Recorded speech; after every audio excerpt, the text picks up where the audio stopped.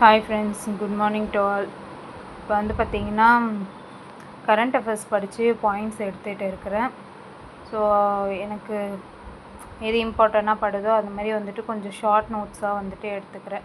ரொம்ப நிறைய வந்துட்டு எழுதாதீங்க. நிறைய எழுதுனா நம்மளால் ரிவிஷன் பண்ண முடியாது. குட்டி குட்டியாக ஷார்ட்டாக எடுத்துக்க பாருங்கள். ரொம்ப இம்பார்ட்டண்ட்டாக இருக்கிறத மட்டும் பாருங்கள்.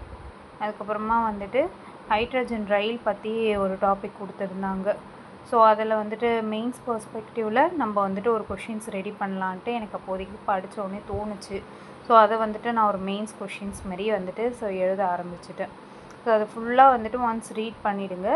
ரெண்டாவது ரீட் பண்ணும்போது ஸ்டெப் பை ஸ்டெப்பாக ஓகே இந்த பாயிண்ட்ஸ் எப்படி கொண்டுட்டு வரலாம், இதுக்கு ஒரு டாபிக் போடலாமா என்னன்றதை சும்மா பாயிண்ட் மாதிரி 1 to 3 அப்படின்ற மாதிரி எழுதிட்டு வாங்க.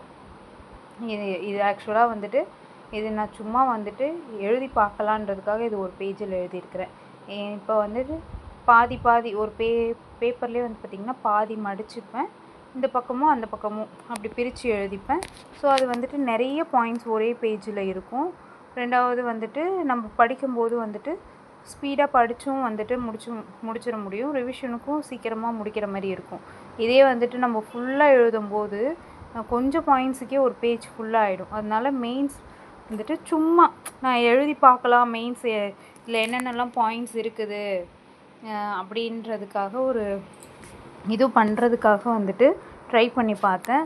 மெயின்ஸ் யாரெல்லாம் வந்துட்டு படிக்கிறீங்களோ அப்பப்போ ஏதாவது வந்துட்டு இந்தமாதிரி ரொம்ப இம்பார்ட்டண்ட்டான டாப்பிக்கு அந்த மாதிரி டாப்பிக்கெலாம் வந்துட்டு மெயின்ஸ் பர்ஸ்பெக்டிவில் நீங்கள் எழுதி பாருங்கள். எழுத தான் மெயின்ஸ் வந்துட்டு வரும்.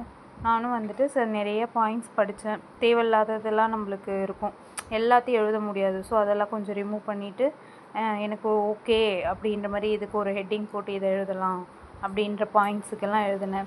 ஸோ அப்போதைக்கு நம்மளுக்கு திடீர்னு ஹெட்டிங் ஞாபகம் வராது. ஸோ நீங்கள் அது ஒரு அண்டர்லைன் மாதிரி பண்ணி வச்சுருங்க. அதுக்கப்புறமா மறுபடியும் பார்க்கும்போது அதுக்கு என்ன ஹெட்டிங் போடலாம் அப்படின்னு தோணும்போது அதுக்கு ஒரு ஹெட்டிங் மாதிரி போட்டு இது பண்ணிக்கோங்க. நிறைய வந்துட்டு டெய்லியும் அது நியூஸ் பேப்பர் படிக்க உங்களுக்கு நிறைய டாபிக்ஸ் படிக்கும்போது ஓகே இது மெயின்ஸுக்கு எழுதி பார்க்கலாம் அப்படின்ற மாதிரி தோணும். ஸோ அந்த மாதிரி தான் நான் வந்துட்டு ஒரு இன்ட்ரோடக்ஷன் மாதிரி கொடுத்துட்டு ஸோ அடுத்தது டாபிக் என்ன போடுறதுன்னு தெரில, அதனால ஒரு 3-4 பாயிண்ட் எழுதிவிட்டேன். அந்த மாதிரி வந்துட்டு ஹெட்லைன் வந்துட்டு முக்கியம். நம்மளுக்கு சைட் ரைட்டிங் வந்து ரொம்ப முக்கியம்.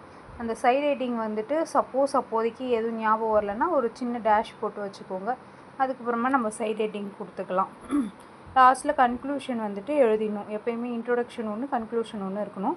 அதுக்கு வந்துட்டு நம்ம இன்ட்ரோடக்ஷன் அப்படின்னு எழுதக்கூடாது, கன்க்ளூஷன் அப்படின்னு எழுதக்கூடாது. சும்மா 2-3 லைனில் எழுதி முடிக்கும்போது அது அவங்களே வந்துட்டு புரிஞ்சுப்பாங்க. ஓகே இது இன்ட்ரோடக்ஷன் இது கன்க்ளூஷனு.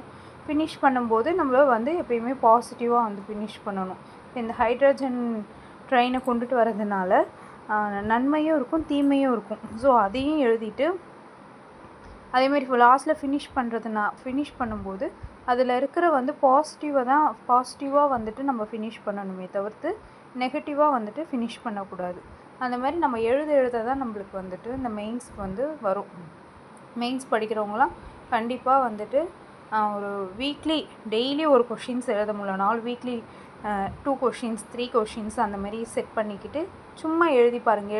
எழுத ஆட்டோமேட்டிக்காக வந்துட்டு வந்துடும் பாயிண்ட்ஸ் எல்லாம். ஏன்னா எழுதும்போது தான் நம்மளுக்கு எது எழுதலாம் அப்படின்னே ஒரு யோசிக்க வரும். அப்போ ஆட்டோமேட்டிக்காக வந்துடும்.